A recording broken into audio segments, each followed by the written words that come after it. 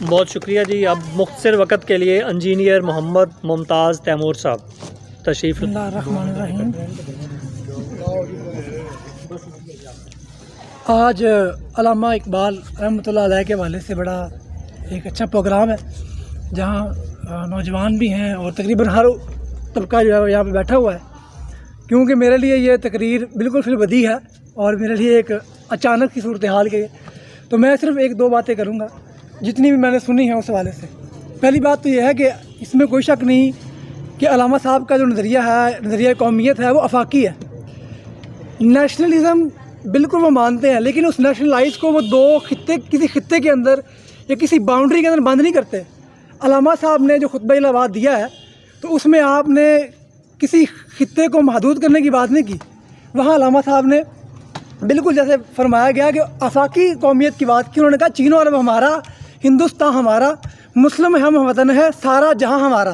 یہاں اور یہی آفاقی قومیت کی بات اسلام کرتا ہے. اسلام کسی بھی خطے کے اندر مسلمانوں کو قید نہیں کرتا. یا ایک بڑی ضروری بات ہوگی.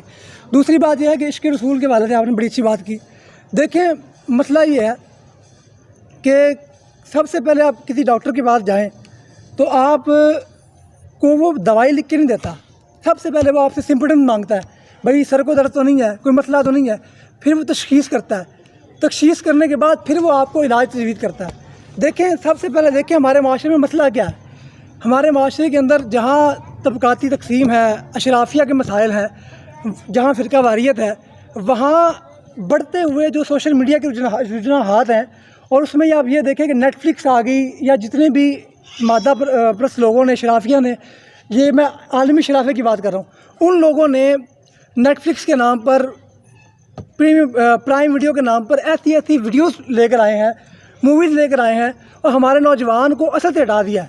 اب آپ یہ دیکھیں کہ جو نوجوان جس کو جہاد کی بات کرنی چاہیے، جس کو معاشرے کے اندر طبقاتی تقسیم کے خلاف کھڑا ہونا چاہیے، جس کو معاشرے میں ظلم کے خلاف کھڑا ہونا چاہیے، اس کی محفل کا جو ہے وہ گفتگو یہ ہوتی ہے کہ یار ارطغرل بڑا اچھا ہے. بھائی ارطغرل دیکھ کے آپ نے کیا کرنا ہے؟ جب معاشرے میں ظلم ہو رہا ہے اور آپ بیٹھے ہوئے نیٹ فلکس پر ویڈیوز دیکھ رہے ہیں، آپ یہ ڈسکشن کر رہے ہیں. میری ایک بات سن لیں، یہاں پر ایک اور بات کی گئی. دیکھیں نتیجہ ہمارے ذمہ نہیں ہے. نتیجے کی جو ہم نتیجے کے جو ہے مکلف نہیں ہیں، ہم مکلف ہیں کوشش کے.